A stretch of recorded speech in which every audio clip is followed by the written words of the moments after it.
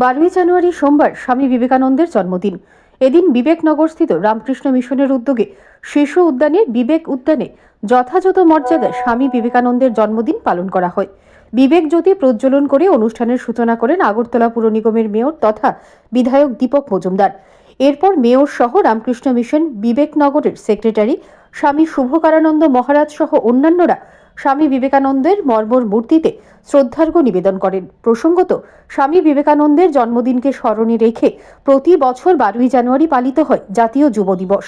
বিবেকানন্দের আদর্শকে সম্মান জানাতে এবং দেশের তথা সমাজের তরুণদের তার পদাঙ্ক অনুসরণ করতে উৎসাহিত করার উদ্দেশ্যে প্রতি বছর দেশব্যাপী জাতীয় যুব দিবস পালন করা হয়। সারা দেশের সঙ্গে ত্রিপুরা রাজ্যেও এই বিশেষ দিনটি যথাযথ মর্যাদায় পালন করা হয়। এদিন উল্লেখ্য, স্বামী বিবেকানন্দ 1863 সালের 12ই জানুয়ারি জন্মগ্রহণ করেছিলেন।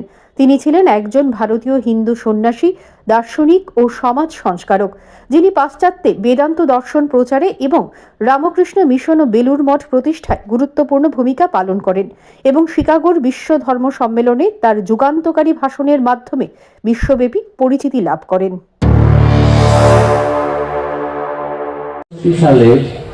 এই দিনটিতে সেদিনকে পৌষ সংক্রান্তি হয়েছিল, সেই দিনটিতে স্বামী বিবেকানন্দের শুভ জন্মদিন, শুভ আবির্ভাব হয়। এই দিনটিকে ভারত সরকার 1985 সালে জাতীয় যুব দিবস হিসেবে ঘোষণা করেন। প্রশ্ন হতে পারে, কেন জাতীয় যুব দিবস?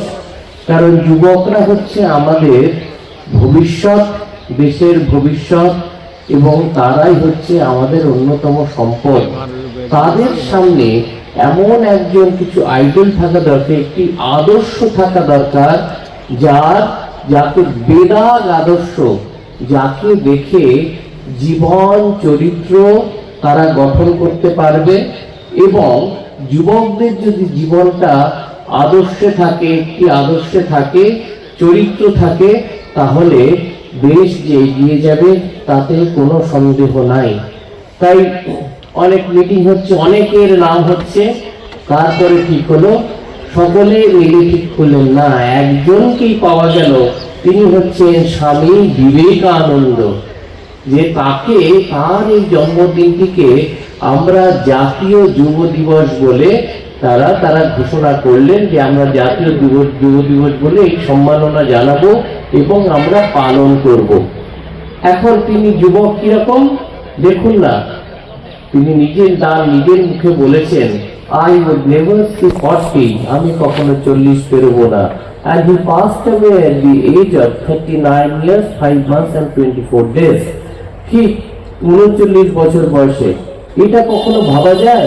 একজন যখন 29 বছর বয়সে, আপনারা আজকেও যদি কন্যাকুমারিকাতে যান, তিনি সেখানে দেখবেন 3টে মহাসাগর, একটি আরব সাগর, প্রশান্ত আরব সাগর আর বঙ্গোপসাগর এবং ভারত মহাসাগর,